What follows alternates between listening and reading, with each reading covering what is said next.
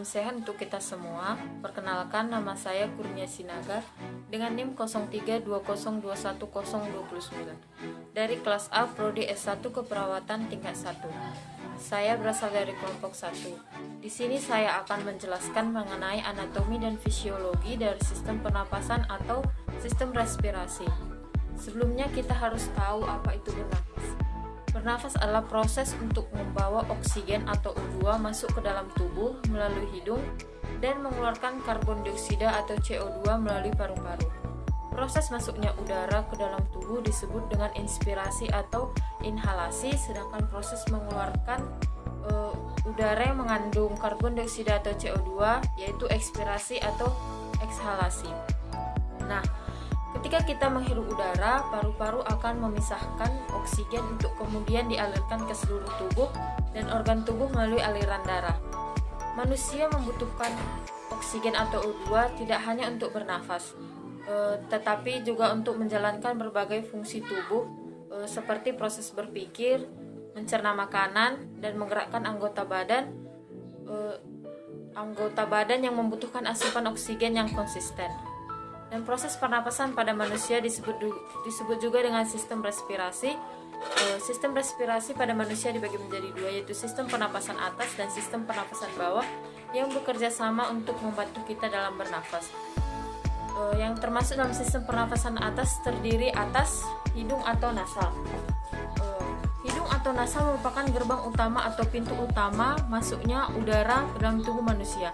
Pada alat peraga kami, ini hidung terdapat di sini. Di hidung terdapat septum nasi atau pemisah hidung yang disebut juga dengan vakum nasi. Merupakan bagian yang memisahkan atau sekat hidung yang membagi hidung atau nasal menjadi dua bagian.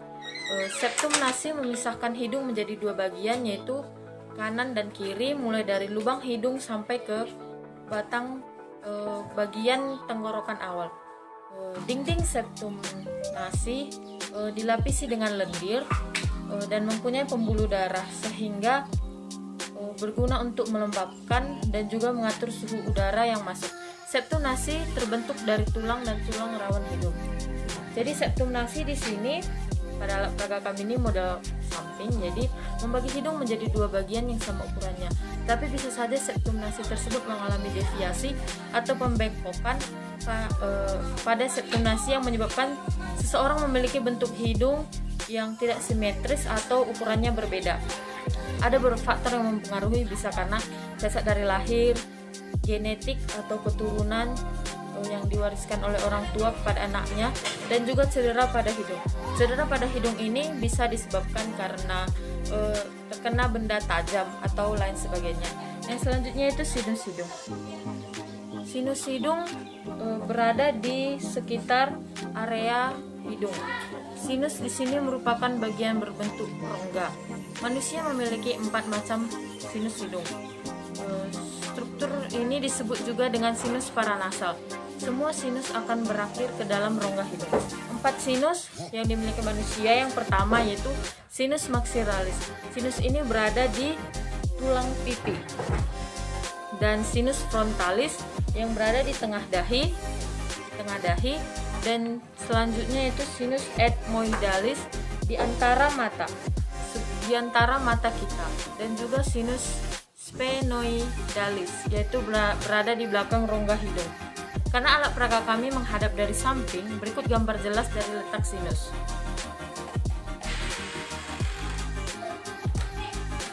Dan di sini adalah fungsi sinus di sini untuk menghangatkan atau melembabkan udara yang dihirup, membantu pengaturan tekanan intranasal, berperan dalam pertahanan tubuh, meringankan tengkorak, dan memberikan resonansi suara. Selanjutnya itu silia. Silia yaitu merupakan bagian dari bulu hidung yang berfungsi untuk mengerjakan penyaringan udara yang masuk ke hidung. Di nasal juga terdapat selaput lendir. Selaput lendir pada hidung ialah bagian yang memiliki fungsi untuk menghasilkan mukus atau ingus. Jadi hidung dapat terlindung dari berbagai jenis kotoran dan bakteri. Organ pernafasan selanjutnya yaitu faring.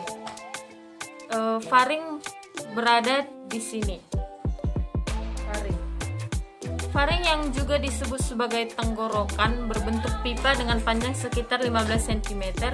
Saluran faring ini dimulai dari belakang rongga hidung menuju ke rongga mulut dan hingga ke batang tenggorokan.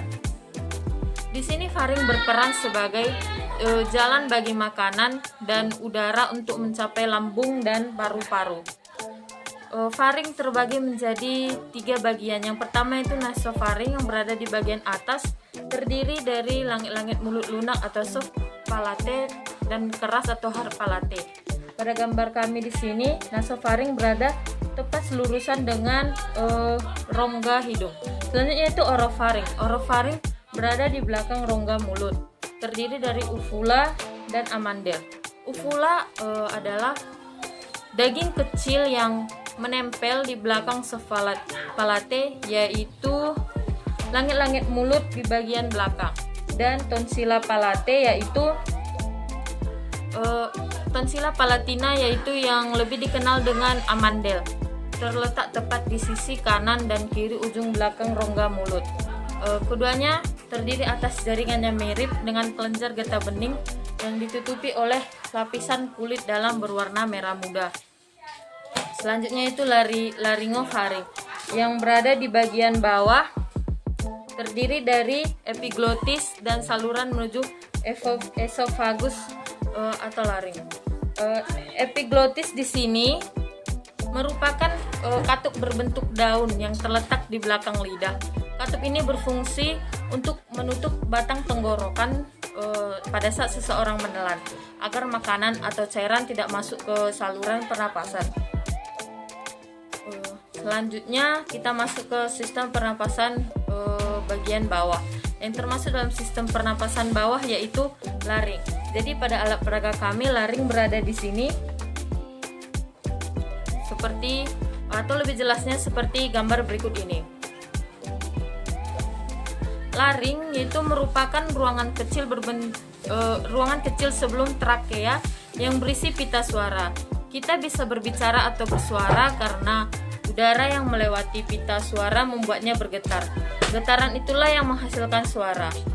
Jadi di sini laring berfungsi untuk sebagai resonansi suara dan memisahkan trakea dari esofagus saat menelan. Pada pria, panjang laring sekitar 45 mm dan memiliki diameter sekitar 35 mm. Sedangkan pada wanita memiliki panjang sekitar 35 mm dan berdiameter sekitar 25 mm. Selanjutnya yaitu trakea. Pada alat peraga kami, trakea berada di sini. Di sini, trakea adalah organ pernapasan manusia yang berbentuk tabung besar. Organ ini memiliki panjang sekitar 11 cm dan lebar sekitar 2,5 cm. Letak trakea berada tepat di bawah laring dan berakhir di tengah dada, tepatnya di balik tulang dada dan di depan esofagus. Fungsi trakea dalam sistem pernafasan cukup penting, yaitu mengalirkan udara menuju paru-paru. Selanjutnya itu bronkus. Bronkus adalah cabang batang tenggorokan yang terletak setelah tenggorokan atau trakea.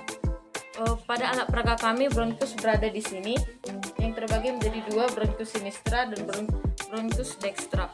Bronkus merupakan saluran udara yang memastikan udara masuk dengan baik dari trakea ke alveolus. Selain sebagai jalur masuk dan keluarnya udara, bronkus juga berfungsi mencegah infeksi. Mengapa?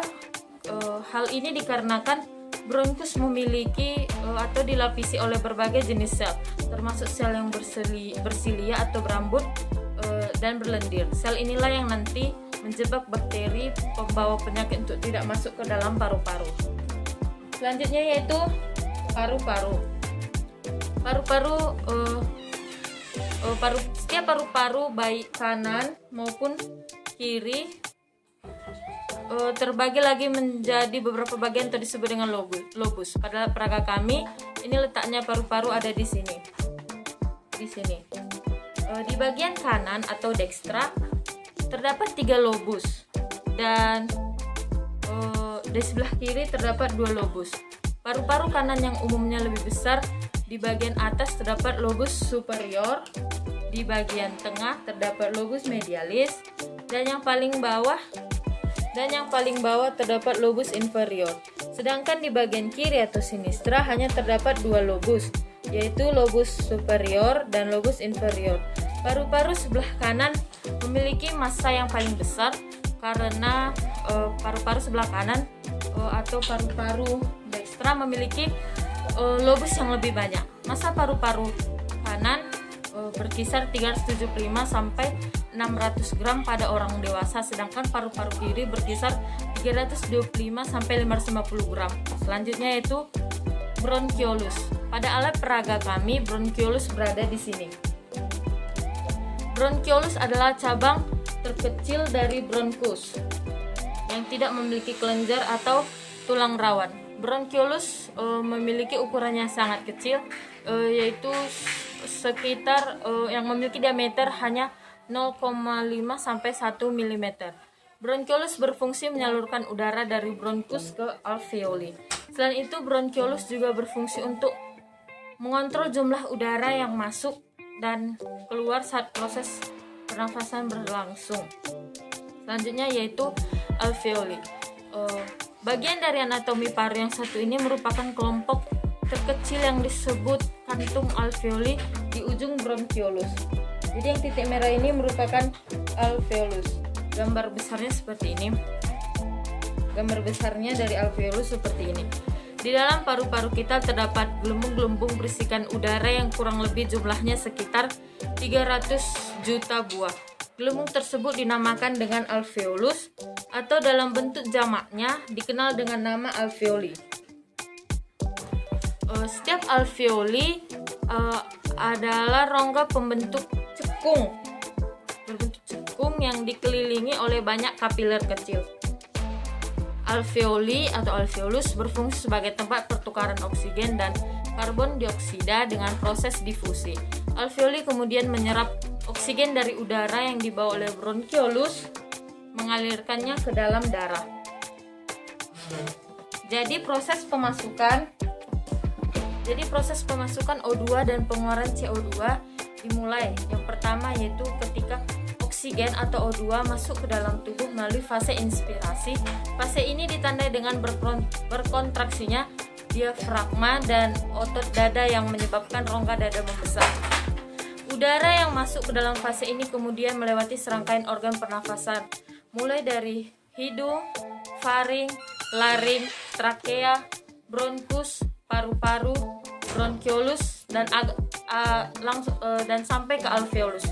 Selanjutnya pada alveolus terjadi difusi O2 ke kapiler paru-paru yang ada di dinding alveolus.